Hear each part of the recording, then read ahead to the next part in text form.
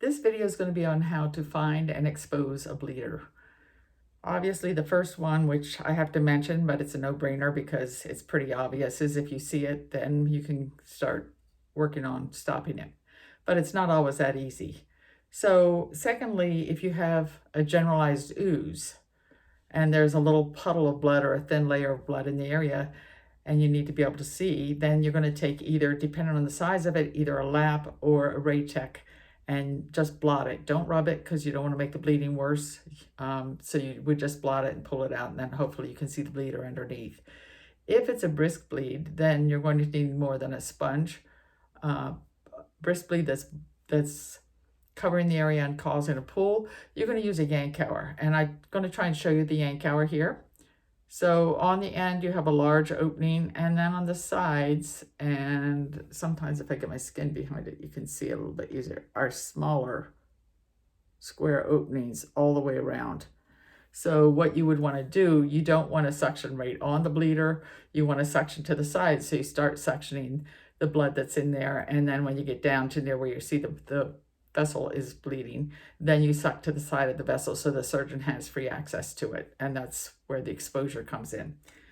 If you have hemorrhage, if you're going in for a ruptured AAA, aortic aneurysm, or sometimes on spine surgery, you're going to need 2 suctions as you go in to be able to manage and stay ahead of the bleeding, or a suction and a cell saver.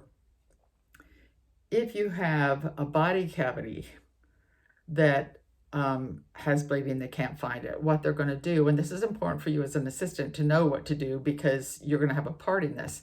So if they have a bleeder that they can't find in a body cavity or some sort of hollow space, then they're going to flood the area with saline.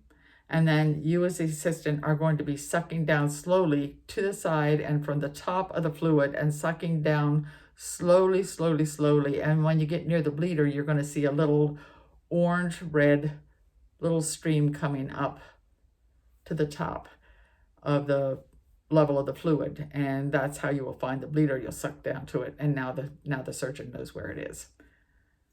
Well, the last one I'm going to talk about is laparoscopic bleeding, when you can't find it. And there's an effect that I call the strobe effect that I'm going to explain. And I'm going to explain it by using nature. So if you think about the planets and the stars have their own light, so they sparkle and twinkle. Whereas the planets are just reflecting light, so they are a constant light. They don't have any sparkling or twinkling to them. It's kind of the same thing when you're looking for an artery versus a vein, and you're doing laparoscopic, where you have a camera and you have a light source. Fluid reflects light. So what I'm looking for is, if it's an artery, you're going to have the star effect, where it's going to be pulsing because it has a pulse. And then it's going to have this little strobe effect because every time the blood spurts out a little bit, it's going to catch the light. So you're going to have this little blinking strobe light effect.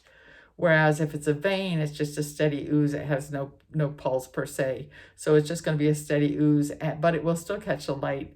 Not as much as an artery, but it's going to catch the light. You're going to see this little bit of a pinpoint of light that's steady there.